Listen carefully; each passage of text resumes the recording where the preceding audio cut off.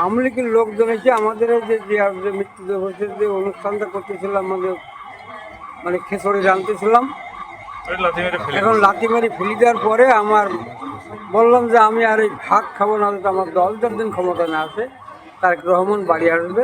আমার দল ক্ষমতায় আসবে, আমি তারেক রহমান বাড়ি যাব আর আমার দলে বসবে যে আমি ভাত খাবো কিনা। আমার এই ঘটনাটা আমি যে ভাত খাইনি, এই আমরা যে জিয়ার যে মৃত্যু দিবস একটা অনুষ্ঠান করতেছিলাম,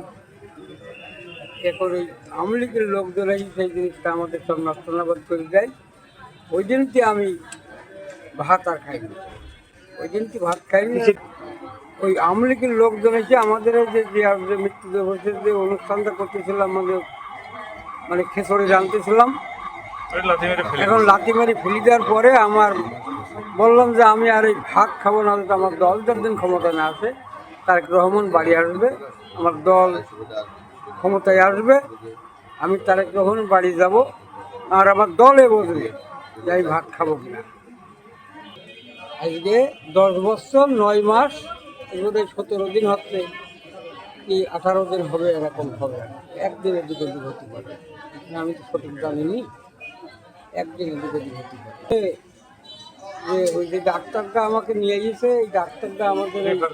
ওই জায়গায় ছিল, মহেশপুর থানা ওই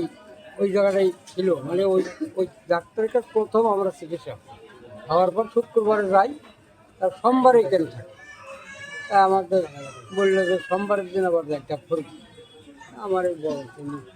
আমাকে নিয়ে আসলো। এই আমি কাঠের কাজটা টুকটাক করি, আর এই আমি দলটাকে ভালো লাগে, আমি হয়তো 5 টাকা ইনকাম করি, আমি 2 টাকা বাড়ি দিই, আর এই লোকজনের ভিতরে লোক নিয়ে মানুষ নিয়ে আমার খেলা, হয়তো মানুষকে ভালোবাসি। এই